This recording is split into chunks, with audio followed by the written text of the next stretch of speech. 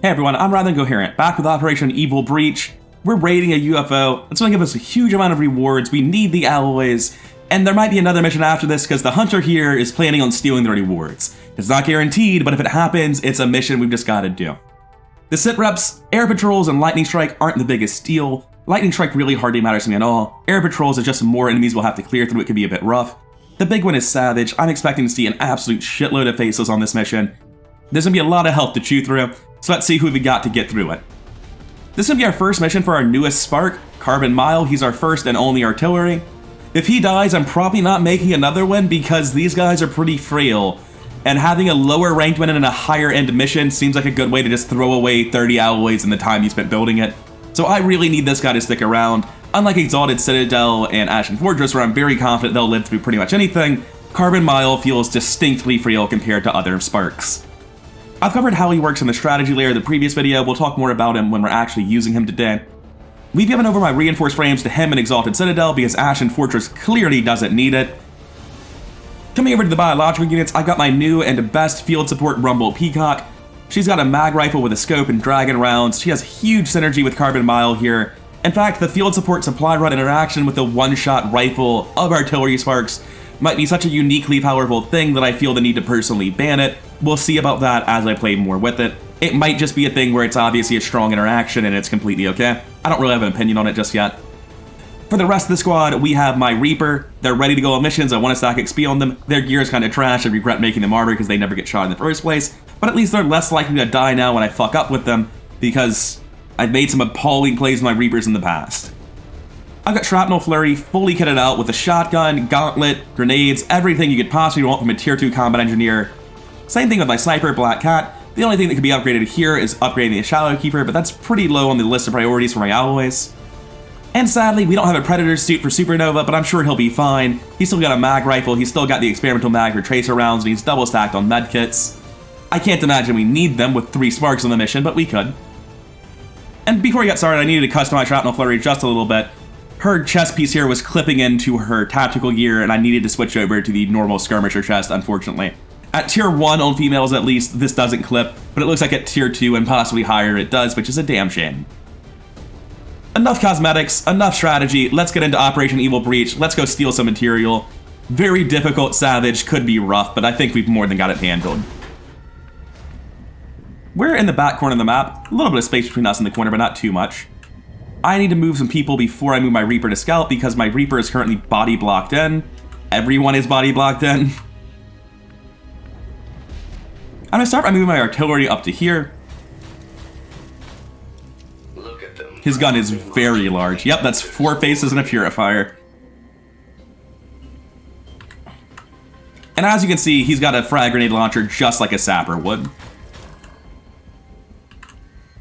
It looks like I can get to here. No problems. If I'm wrong, it'll just be funny. I didn't know there was a chrysalid crawler there.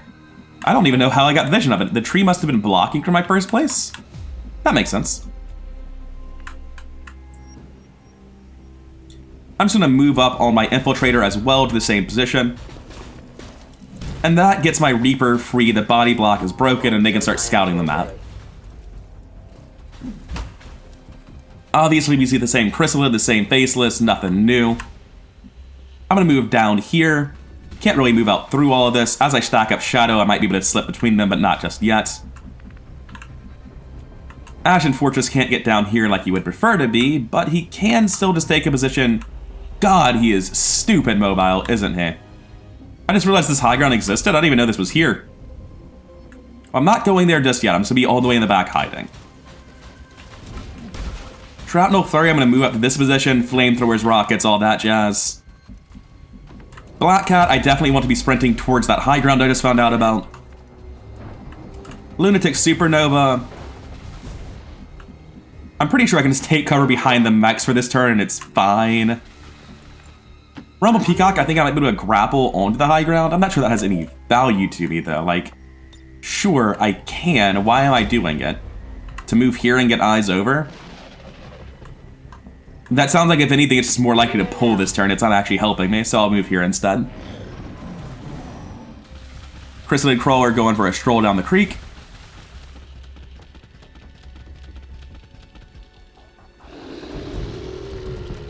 There's a stun lancer in there as well I just missed the first time through. God. I'm just looking at this and looking at the supernova ability on Ashen Fortress being like, man, 16 is a higher number than 12, isn't it? I legitimately have a one-button MVP on Ashen Fortress. This shit just isn't okay, man. And I get that it would theoretically be okay in the future. That if I had this in like 3 months, 16 damage doesn't kill the biggest enemies. But in June, with massively increased pod size, this is crazy. For now, though, I definitely need to keep scouting. Let's see if my Reaper can't find out anything useful. Gonna move all the way up to here. Still nothing. Black Cat can get this full cover position. This one's actually even better. Let's see if she spots anything new from there. She does. Face us over here. No, here. Good, that's better for us. I saw a stun lancer and at least 3 faceless.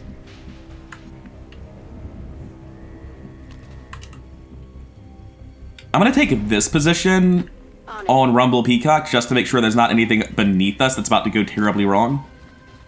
Make sure there's no weird line of sight to something back here that I just don't have that I need to know about. Lunatic Supernova, run forward. Shrapnel Flurry, it turns out we're not fighting back here. Rejoin the group. Good to go. Combat Engineer mobility is a little bit crazy. I know I've stacked 1 on her, but that's not really stacking, is it? Pioneer can get in range, get behind this tree and hide. I'm tempted to just leave Carbon Mile on the open so that he can actually get shots. Because he does use it for cover when we're talking about, like, concealment, so maybe he also gets to peek. I don't know. And I guess lastly, I'll leave Exalted Citadel a little bit further on the left. We have so many tools at our disposal here. I just don't feel threatened at all. The only question is, will Exalted Citadel or Ashen Fortress get the MVP? Because they both have gross AoE powers.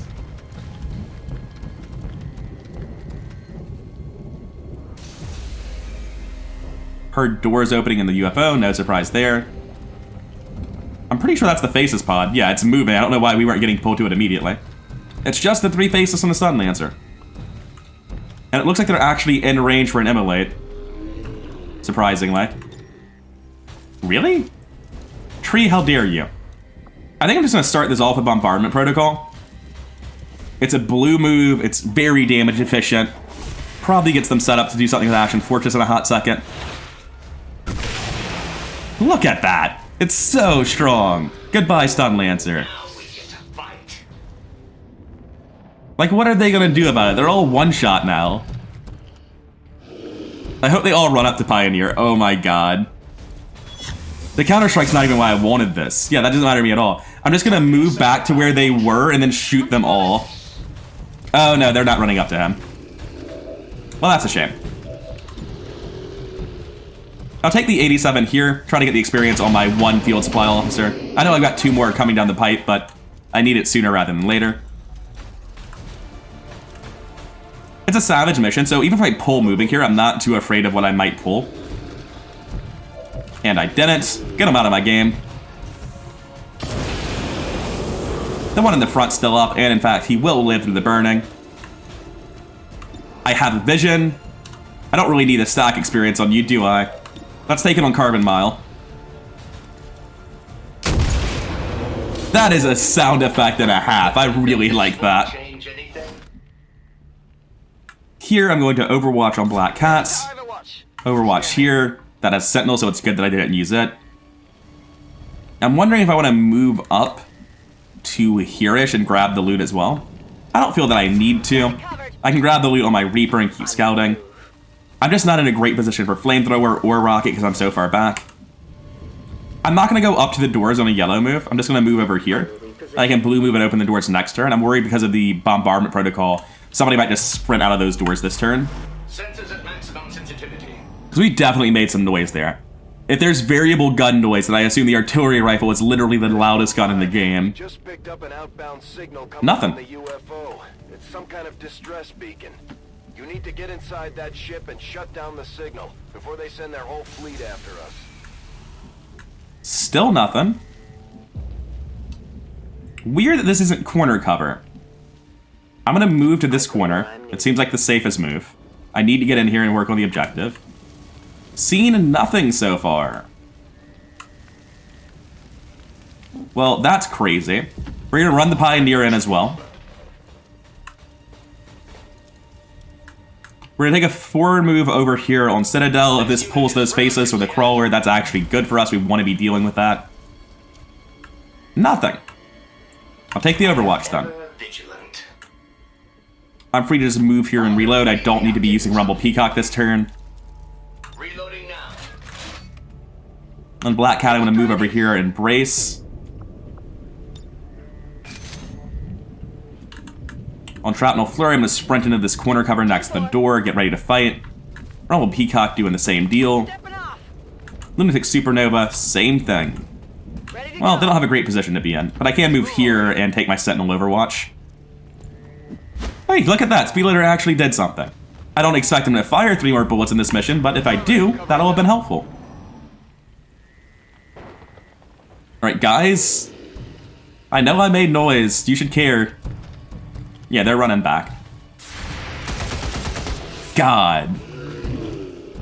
It's just so strong. We have a lot of health coming our way. Oh, I think there's 2 pods here. Yeah, there's 2 Stun Lancers and 2 Brutes of Faceless. Sentinel doing work on Lunatic Supernova. Or at least it's going to attempt to. That's the important part here.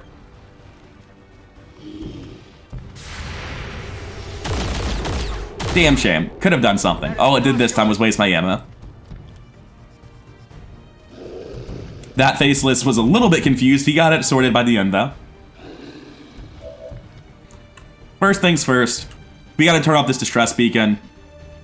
Can I actually use it from here, and what's going on in this room? We've got a chance to take this Oh. thing down once and for all. Hi there. Let's get it done.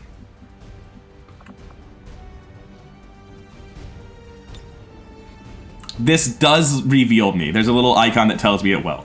I only recently learned about this UI indicator. I can just supernova like this immediately. Kill the Viper friends. Distract the King while I get it on the Reaper. It would seem like a better play. Nah, there's no way to break line of sight, unfortunately. I think a better play would be to move here and break line of sight.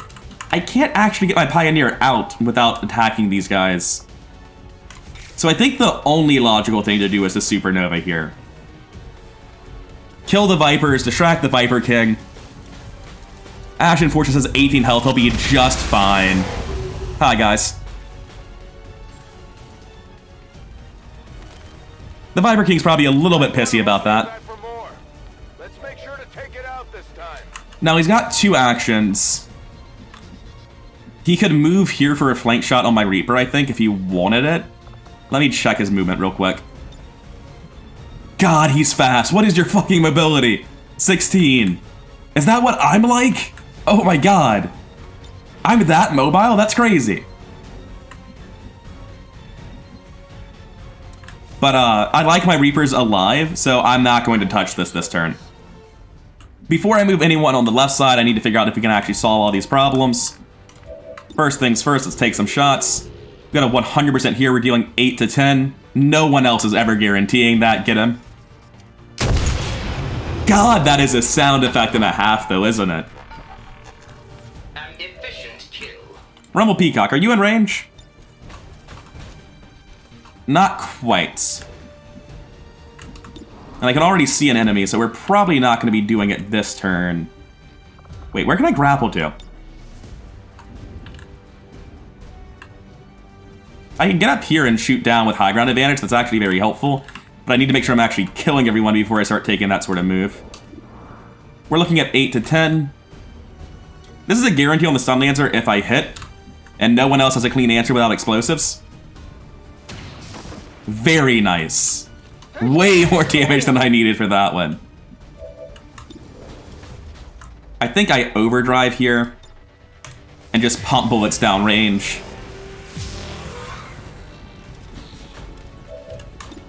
Once.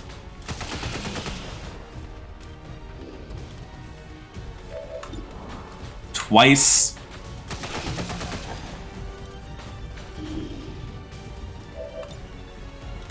And I guess we reload. And loading.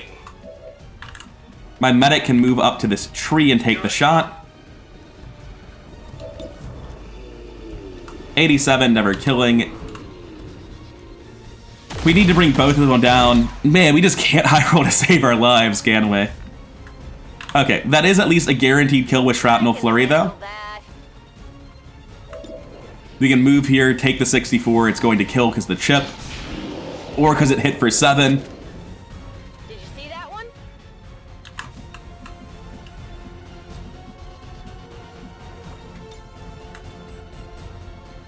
I'm worried that grappling here, well, actually can't even see the faceless. I was going to say it would pull, but that's no longer even the issue. So move forward to here and take the shot on the faceless. 62, not nearly as good as I would like. But they can still just land the shot. Before you get too close. Alright, Ashen Forces, I have bad news. For the next 2 turns, your job is to be a punching bag and distract the Viper King. Purifier, 4 faceless, Stun Lancer. There's just bags and bags of health points running in on us, huh?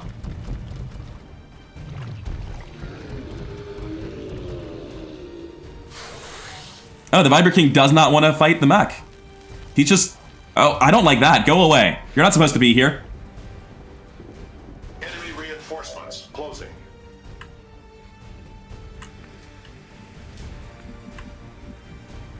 I feel safe to come deactivate this now. My life is in your hands. Damn it, I'm still in Vision of the Viper King. That's so far from what I want. We can try to kill the Viper King here. I can fire a rocket straight at him. We definitely blow out his cover. Because I think almost all the walls of this thing are destructible. Yeah, we're going to try to kill the Viper King this turn.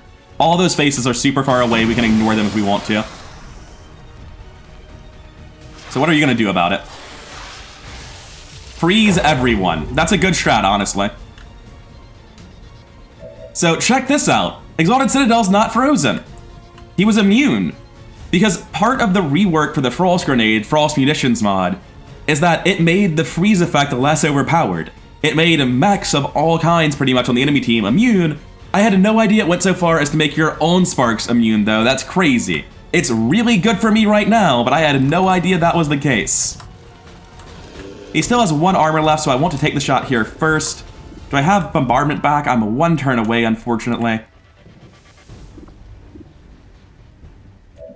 Rumble Peacock needs to move. I didn't realize the danger she was in when I took that move.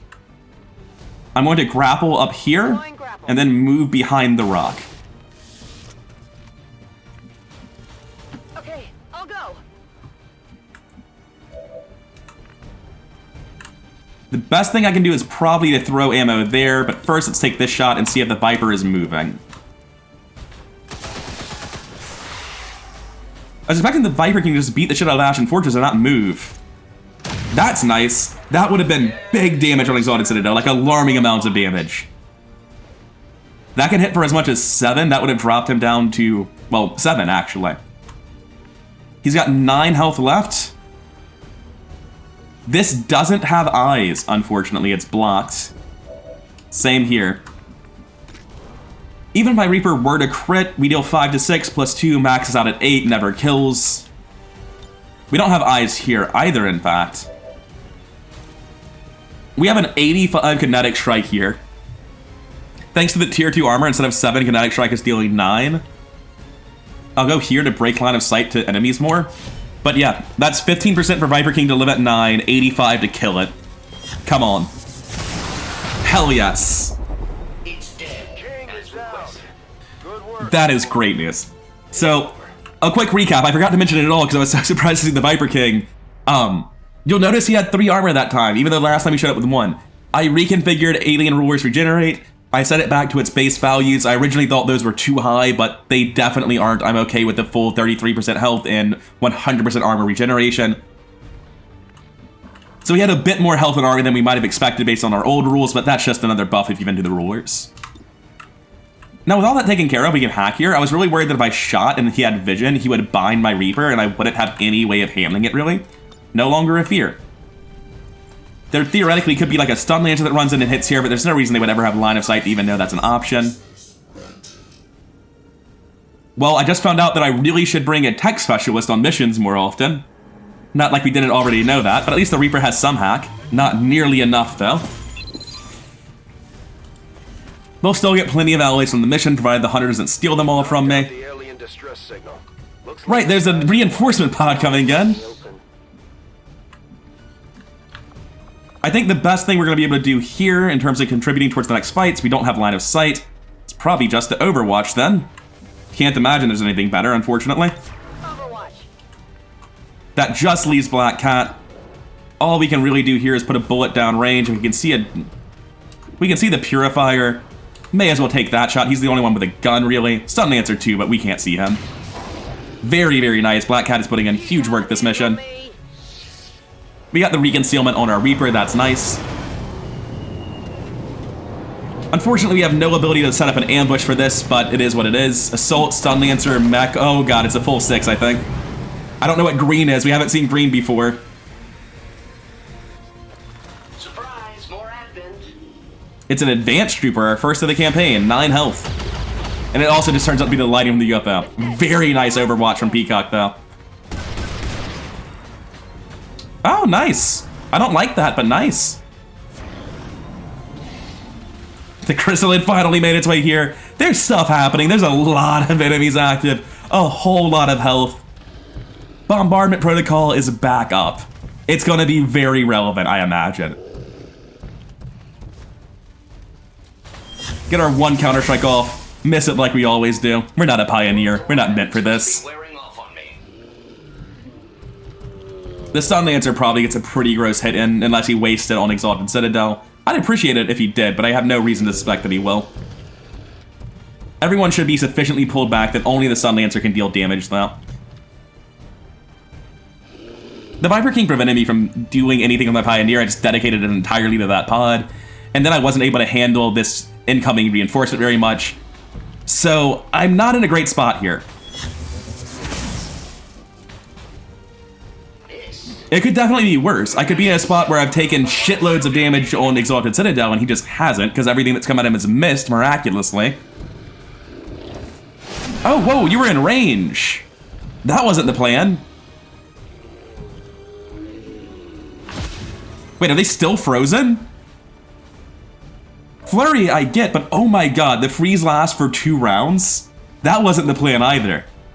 It looks like we have to stand still in Bombardment Protocol here. How on earth do I save those lives? I think we can Kinetic Strike this Assault to pull all the Overwatches. That's our first step. We're not going to be able to get in the position we want here to give cover, but we can at least give cover with our Artillery Spark after this and launch a grenade, I think. Getting more plating than I know what to do with. It's fine, I've still gained health this turn. Enemy unit destroyed. Now that gives me another action. I can Shield Bash here and set up for a kill with my Reaper afterwards. I can't get anywhere else to contribute, so that's what I'll be doing. That is very helpful. The crit doesn't really matter, but the damage is absolutely huge. I don't want to be in the smoke, so I'm going to run over here to be a better target. Servos engaged. Coming back to my Reaper, somebody needs to deal with this guy, and they may as well be the one to do it. Why are you still at 94? Why can't you be more accurate? Look, I just need you to hit the shot, okay? Thank you. 6% for them to be revealed in the back and just incredibly awkward. If I pull back to here, I'll reconceal. Not true there, so this is the location we moved to. These guys aren't really threats to our top area. We just need to pull back on normal Peacock and that'll be fine.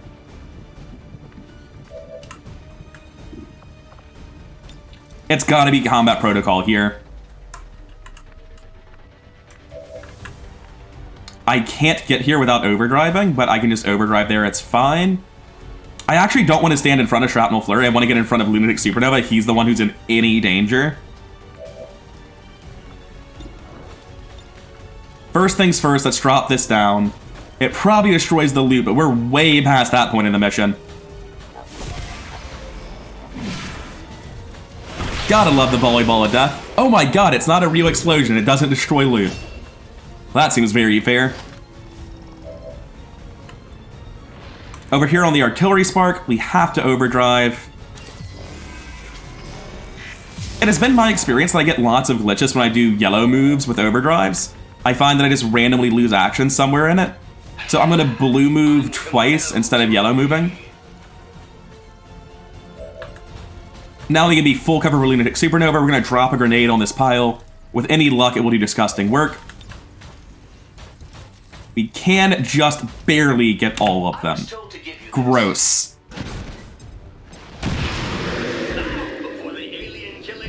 Alright. We aren't really fully sorted out yet, but we're getting there. I can take 100s on any of these faceless, where the mech has a 96, that's obviously not the target. I'm gonna move up here on Rumble Peacock. Guess that'll be okay. We've only got an 82 here, but we have a grenade. Grenade Isn't that handy? And it stacks more experience on her, which is like very secondary at this point. We're just trying to keep people alive here. But it is nice to do. Oh my god, I can conga line this out. We've got the armor. And we've got the faceless down too. What an insane situation. This is why I like Sparks, it's why I liked mechs and Long War 2. The ability to do this, the amount of control you get from cover that you otherwise wouldn't have. Alright, crisis fucking averted. Good job, team. It took a while to put all the pieces of that puzzle together, but we got there. We're down to 3 active. This mech might have a pretty gross grenade if Riot mechs have them. He doesn't. What the fuck's going on? Guys, you've missed 370% on Exalted Citadel at this point. That's gonna suck. Actually, that was fine. It didn't hit the only person who cared. It didn't hit Lunatic. Look, Exalted Citadel should have been dropped to 1 health and had that ability trigger where they can't die. That very obviously should have happened at some point. And it just hasn't. We've seen like 4 to 6, 5 to 7, a 2 and a 5 miss Exalted Citadel, something like that. And he did have 2 armor, so maybe it wouldn't have quite knocked him to 1, but it should have been damn close. This is specifically what I was trying to avoid when I was moving Ashen Fortress, by the way. It's why I didn't want him in this smoke. I was trying to maximize the chance they would shoot at somebody, anybody else. But it worked out. I'm going to repair myself. I'm no longer desperately trying to keep other people alive. And then I'm going to shoot the robot, because it's what I do every mission with Exalted Citadel. Their inferior designs won't hold forever. Not on fire. I am on fire. Psych, never mind. I'm going to move to the half cover here. Come over to the Lunatic Supernova, who's not on fire. I'm going to put out the fire on Shrapnel Flurry. Because I have enough medkits. She's at full health. Look, just hunker down. I've changed my mind. Do it yourself. Supernova, you take the shot. Perfect, that means another kill for Rumble Peacock. Before we take it, we should be able to toss ammo over to Carbon Mile. There we go.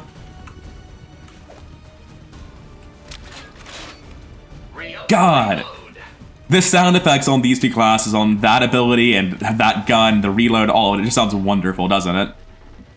I'm really impressed with the sound quality of these mods. I want to take this move action, but like there's really nowhere to move that's even beneficial. So I'll just take the shot here. Stacking experience as hard as I can. She's actually already at Lieutenant, hell yes. We're looking at an 83% here, but it's only going to deal half damage. Okay, so the way the hit chance works is it gives you a +% called Heavy Cannon equal to the cover they're in, because it can't just negate the cover, apparently. However, I'm a bit confused by the damage calc, because if we normally do 8 to 10, we should very obviously not do 7 to 8 here. It says Heavy Cannon -1 in the bottom left, but this should be 4 to 5, not 7 to 8. We'll never know what it actually was, but I suspect had I hit, it definitely would have done lethal damage. We'll take our free reload here, even though I don't think we have eyes on anything. Sadly, we don't. My Reaper can get eyes on that Purifier, it looks like. He's in cover to us, really. Oh, yeah, he is. I'm gonna turn ambush on in Overwatch. Comes naturally. Going to step just out of the smoke here and blast canister the Purifier. Am I in range of the explosion? I might be, but I have so many shields it doesn't even matter. Nice, very nice. The point of that move being that I can drop, that's definitely in range of the Purifier. There shouldn't be a move up here to anything resembling safety. I'm just going to drop a grenade on the Purifier. Grenade! Possibly sorry to Ashen Fortress, this could be hitting him. Looks like no. Carbon Mile getting hit for 4 right at the end of this. It's a little too warm over here. Glad I gave him the armor. Like I said, it's a frail type of mech. Kinetic Strike to wrap this up. Do I want the experience on someone else? Shrapnel's been losing a lot of experience lately. So I'm going to try to put it on her instead. Actually, I want it on my Reaper. Well, I'm not getting it on my Reaper anymore, now am I? Not how the game works, you just used all your actions, dude. I'm going to take this. I'll have to, like, finagle some things if I miss on 9%, but it's fine. Yeah, easy game. Shrapnel Flurry is just an 18 Combat Engineer that's really starting to fall behind the rest of the Combat Engineer pack. I'd much prefer the experience go on her. You know Status that. confirmed. Mission accomplished. So, this is the first time we're seeing this in action, because Ashen Fortress is a fucking kernel. In the base game, if you have max rank soldiers on your team, you get nothing for it. And that really encourages you to stop using kernels the second they get kernel, and to use literally anyone else so that you're not wasting experience. There's a mod called Overflow AP. At the end of missions with kernels, XCOM gets 2 ability points per kernel on your team. You can configure the exact number, I'm leaving it at the default of 2. That seems to me like it's a way less valuable than the experience you would normally get, and it makes it feel like you're not doing something wrong by using kernels. Even if it's more valuable to get the experience, and I'm pretty sure it is, this is like something that fixes the psychological problem of feeling like using your max rank soldiers is wrong, and I really appreciate it. I really, really appreciate it. It makes me so happy to feel like my kernels aren't a mistake. Everyone's dead, 3 wounds, those would be Exalted Citadel, Lunatic Supernova, and Carbon Mile. We can only repair 2 of our 3 sparks at once, and suddenly that's looking like it's going to be an issue real soon. Let's check out the debrief. 5 kills and 97 damage dealt, never missed a shot on Ashen Fortress, still getting the MVP even though other people did really good work. Most of what he did was that Supernova. He got like 44 or 45 of his damage from there because of the armor on the Viper King. He got 2 of his kills from there. Most hated unit Viper, yeah, checks out. 2 kills and 85 damage, but never missed a shot on Citadel. Huge, huge work coming out of those bombardment protocols. Carbon Mile with 5 kills, 45 damage dealt. Did miss a shot and underperformed, but still did great on their first mission. Black Cat, 4 kills, 31 damage, never missed a shot. Lunatic Supernova got fucking destroyed. Most exposed feels appropriate. Shrapnel Flurry got the rocket that let us kill the Viper King, and that's more than enough for my taste. Twilight Queen is once again a Reaper on a mission where I just never find a chance to use them safely. I keep saying they're great units, and then all they do is hide and do nothing, so I still think I'm right, but I'm beginning to suspect that I could be wrong about the quality of Reapers. Rumble Peacock doing incredible work this mission, landed every shot, dealt 30 damage, got 6 kills, earned that promotion, climbing the ranks very, very rapidly. Let's get out of here. Carbon Mile's got 14 days of wounds to recover, that really sucks. 2 days on Exalted Citadel, that hardly matters. Promotions to both of them, that's huge. We'll handle that back in the soldier screen with everything else. Let's see the loot. 2 cores, weak there. 55 alloys and 21 Illyrium. That goes so far for us. That's tremendously helpful. We got the Chrysalid Autopsy again. The Viper King Autopsy is actually unlocked. We might want to do the Viper King Autopsy. So obviously it's not like a super high priority to get the Viper armor from him. But if we do the Viper King Autopsy... Oh, I think we also have to do a Proving Ground project afterwards, don't we? Let me see what it says it unlocks. That was all fantastic. I know you have a bond to level up. I can't do anything about it, guys. Yeah, so the Serpent armor is the tier 3 version. It looks like it's just a build item thing where you need the Serpent suit and whatever to upgrade it. But the Serpent suit itself, the tier 2 version, is a proving ground project, so if we were to do it now, we wouldn't actually feel like we had the time to do it in the first place. Speaking of though, we have alloys now. We can do things in the proving grounds. So I want experimental heavy cannon shells for my artillery. I want mechanized arm transformation gears for realistically all 3 of my sparks. I want a 4th spark, and I need to expand the repair bays, because if we ever get a wound on Ashen Fortress, we literally can't repair all 3 at once. So I have like a pretty serious backlog of mech support that I need to work through. The repair bay only takes 3 days, and it's sort of like essential in a non-negotiable way, so we're gonna make that our first priority. As much as I want arm transformation gears and heavy cannon shells, these are really non-essential. But I think maybe a 4th mech, a new Pioneer, might actually be worth doing. Not with the rest of my alloys. Those shouldn't go towards the Pioneer, even though it might be good right now. Actually using those alloys to make my advanced Gauss weaponry, shotguns, sniper rifles, cannons, that is 100% what I should be doing. I don't want to make another mech right now. But we do need that expanded repair bay. Everything else can wait, but not the repair bay. And the Hunter didn't steal our alloys. That's incredible for us. Over here on Exalted Citadel, we're moving up to Vanguard. As always, there's a stealth perk. +2 ability is nice, but staying in stealth isn't something I care about. Coming down to phase, dodging Overwatch shots is nice, and repositioning is great.